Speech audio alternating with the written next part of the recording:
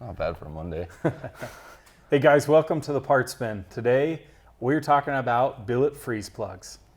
Not super interesting for some of you guys, but Josh, are these important? These are important. These can leave you stranded on the side of the road in a hurry if you're not ready for it. Have you ever blown out a freeze plug? I've blown them out the side, out the back, out the cylinder head. I've pretty much taken out every single freeze plug at this I remember well when I lived in Las Vegas, I had my 98 12 valve daily driver, compound turbos, and I said, hey Dad, my dad was with me, I was like, feel this power. And the best way to do that is to be out on the freeway. So I nailed it really hard in overdrive and pulled really hard, and we got to about 80, and then coolant everywhere. I had a limp home like a dog with a tail between my legs. My dad was just like, huh, you're a pretty good mechanic, son. And it just makes a mess because the coolant gets on everything and then it leaves that white On my crust. truck, it was the rear freeze plug, which is a pain, but I was able to fish it in behind. But so these rear freeze plugs are important. Side freeze plugs, I've knocked I did two one on out our of the dyno. junker. You did one on the dyno? I did one on the dyno. Guys, we even had customers that we build engines for that have knocked freeze plugs out. Like, you need to put billet freeze plugs if you're going to hot rod your diesel truck. It's just plain and simple. Yeah, so as you increase the RPM, obviously your belt is going at a faster speed because it's on the damper and it spins the water pump at higher RPM. So if you're past that factory red line, this is when these plugs become a huge issue. Obviously with the extra RPM in the water pump, the coolant pressure and volume starts to go up. And then as you're making more power, there's a lot more heat density in the motor, and so it in the engine, and it heats up, kind of superheats the coolant. So you can also build little steam pockets. So there's a lot going on between the higher temps that come really quickly when you're making a lot of power and the RPM, and it's just stupid. Well, anyways, there's a billion variants of billet freeze plugs out there, but there's things that we hate about them. So when we made our power-driven freeze plugs, we wanted to fix these problems. Tell us about this front freeze plug. So the front freeze plug. First off, where is it? People probably don't even know there is one. Yeah, so this is located usually behind the fan pulley on common rails and 12 valve, 24 valve. It's the 4-bolt plate that mounts to the front of your engine. This one, what's cool about this one is for a long time, I remember you used to have to be able to buy a common rail one or you had to buy a 12 valve one. This one does do both. The common rail version, you're gonna have this tang pointed up, and then the 12 valve version, it's 180 out, and it has a nice O-ring on there, and the fan pulley bracket will hold this in. That's why there's no retention on it. So there's no bolt or bar, but it fits both. In the past, like you said, you had to buy for a certain year, and even some of them you still had to grind them because when guys made these and copied, the competitor, they didn't even fit. So we actually made this, 3D printed it, made sure it would fit with all the models easily. This works. And I have installed them now in a 6.7, a 5.9 common rail, and a 12 valve so far. Fit great. Perfect. Well, I'm going to talk about these side freeze plugs. These things are notorious for leaking. If either from people sending out cheap O-rings that dry rot, Chinese O-rings or whatever, or maybe they're just a low-grade rubber. The bolt head leaks.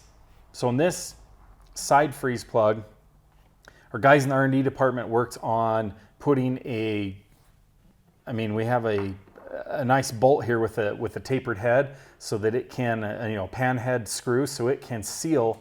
We also added an O-ring groove under the head where we can fit a small O-ring that gets pushed by the pan head bolt. So basically you got a double seal. The pan head seals like a lot of the other guys, and it has an O-ring in there. So you don't have to gobble, RT sizzle, is that what you guys call it? Yeah. RTV under there to make it seal up anymore. It's gonna seal with that little O-ring seal.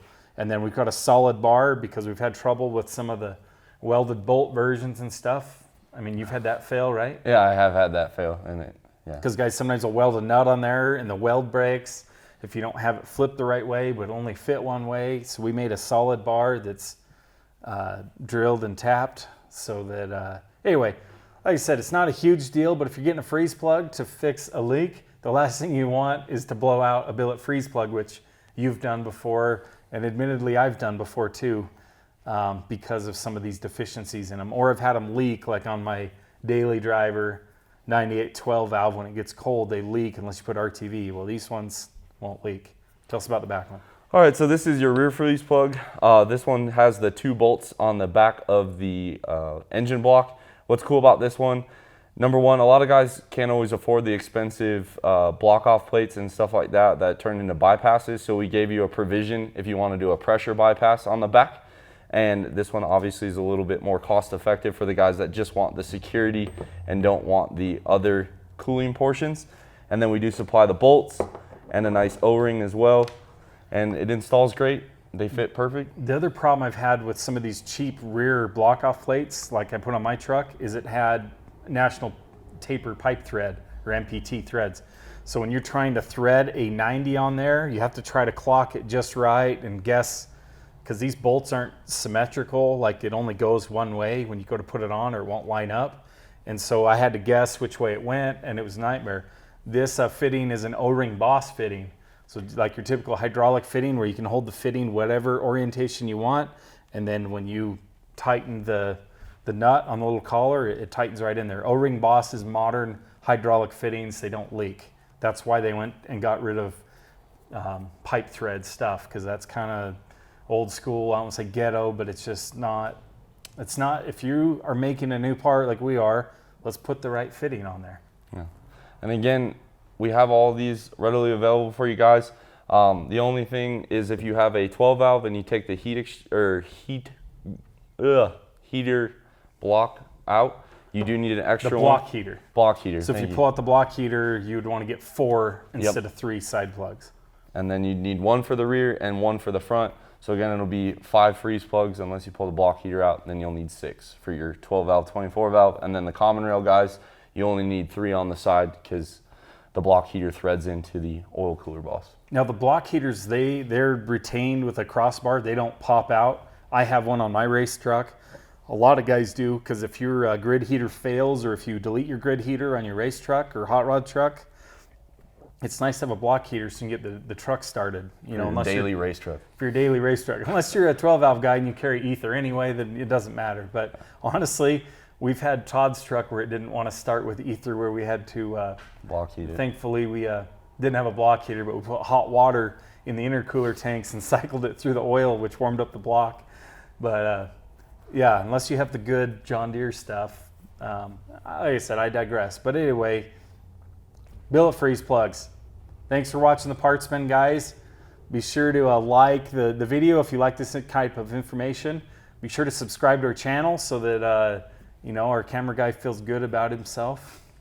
And if you guys have any questions on the application for any of these products, feel free to give us a call. Either talk to myself, Tim, or Griff, and we're more than happy to go through them and make sure we get you set up with the parts that you need to do the job right the first time. Thanks, guys.